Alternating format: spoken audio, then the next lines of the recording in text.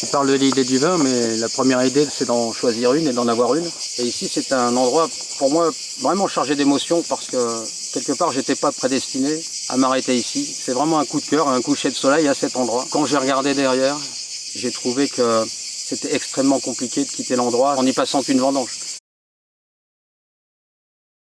Ça fait 26 ans que l'histoire dure. C'est une histoire d'amour au départ, un véritable coup de cœur sur les dentelles.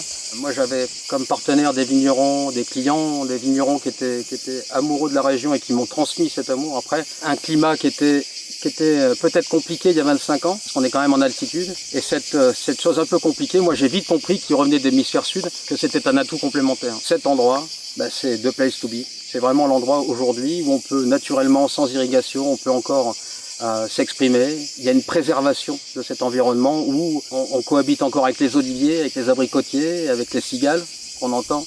Et globalement, je pense que c'est ça, la diversité de la vallée du Rhône. Prendre de la hauteur, à l'époque, c'était pas prétentieux, c'était juste monter un petit peu en altitude.